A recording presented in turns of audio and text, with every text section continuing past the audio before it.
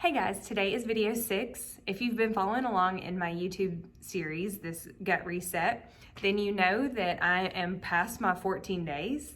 The reason that I decided to keep going, I'm probably on day maybe 18 or so, is because about 5 or 6 days ago, I really decided that I needed to buckle down. I had not stuck to my low FODMAP at 100%. I was probably doing it at about 95%. Because every now and then I would have some alcohol or some cheese on a salad. And so about 5 or 6 days ago, I was like, okay, I'm not getting the results that I want. So I really need to buckle down and do that. So once I did, I'm really beginning to see the differences and the changes, not only in my clothes, but just like how I feel in general. I have more energy. I feel like I'm not near as bloated anymore. The regularity is back for bowel movements. And I can tell a difference in my face, in my skin, my hair, just all kinds of different things. So I really am glad I'm back on track again. I've had a lot of people that have reached out to me during this series and they're like, what do you eat? I eat a lot of squash and zucchini and carrots. Those are probably my main 3 vegetables that I'm getting right now. I do eat some spinach. I eat salads every now and then, but our bodies have a hard time kind of breaking down the lettuce and stuff. So I have to make sure and take plenty of digestive enzymes so that if I'm eating a salad. I also eat lots of meat. I eat chicken, bacon, we eat ground beef. So I'll do a burger, we eat steak, and I really just sort of rotate through all of those things. One bad thing is that I don't like fish. If you like fish, then that would be really helpful to be able to add that in. So I just try to rotate through as much as I possibly can. I do eat regular white potatoes and sweet potatoes, so that helps give me some good carbs.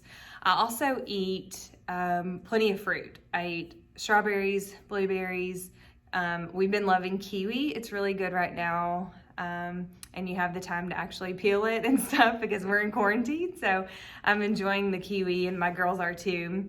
I also eat bananas. That's one thing that's really helped me get through the last couple weeks, or really the last week or so since I've really buckled down doing this. I will freeze a ripe banana, and after it's frozen, I'll just throw that in. I will use a little bit of almond milk to make my banana ice cream, but I'll just use a tiny little almond milk, and then I'll mix it up with my Ninja, or you can put it in a blender or whatever, and just try to make it as thick as I possibly can so that I can eat it like ice cream. So, and then sometimes I'll finish it off with a little honey on top. I know that one thing about me doing the low FODMAP versus somebody else that's really trying to figure out what their food triggers are, you have to do more of an elimination at that point. But where I am right now, I know that honey is not a food trigger for me. I know that bananas aren't. I know that almond milk is fine. So I'm not having to be quite as strict as what most people would when they really starting off trying to get their gut back in order.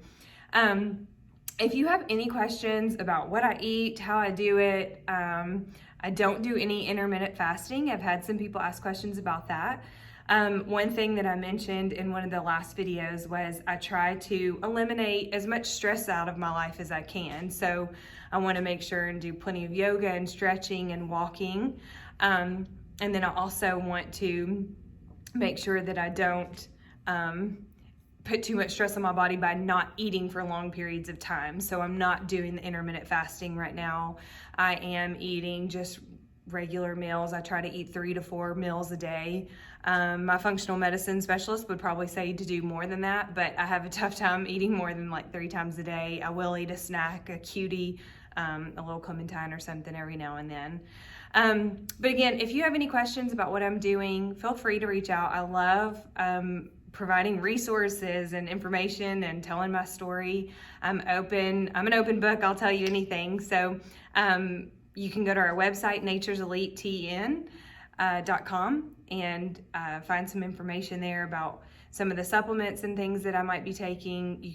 There's also a link to my blog where I talked about what happened 3 years ago when I actually found a parasite and lots of inflammation in my gut, and what I did at that point where I was a lot more strict than what I am right now. Thanks for following along, and I look forward to updating you again soon.